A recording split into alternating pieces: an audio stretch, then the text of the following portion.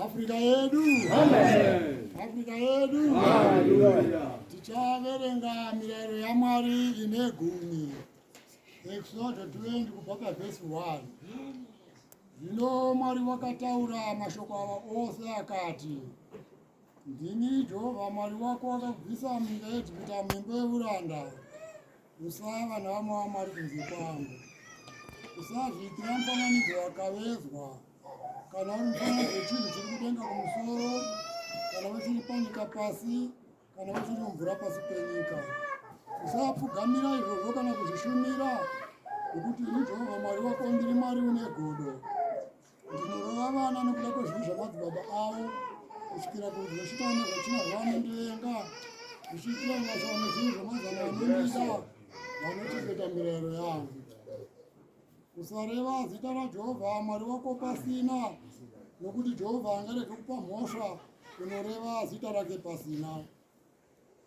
Rangarira zuva reSabata kuti urichengete rive dzvene. Ubate mazuva matanhatu uite mabasa ako ose. Asi zuva rechinomwe iSabata raJehovha Mwari wako.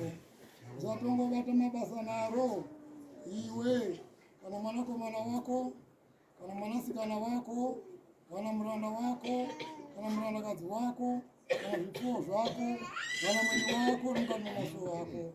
Nokuti namazuva matanhatu Jehovha wakaita denga nepasi negungwa nezvose zviri mukati mazvo, akazorora nezuva rechinomwe. Naizvozvo Jehovha wakaropafadza zuva reSabata akariita dzvene. Kudza baba vako namai vako kuti mazuva ako ave mazhinji panyika yaunopiwa naJehovha Mwari wako.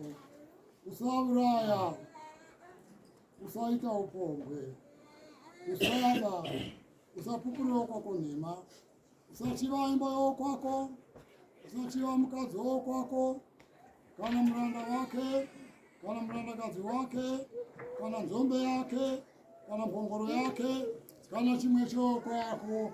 Kudzai Jehovha. Kudzai Jehovha.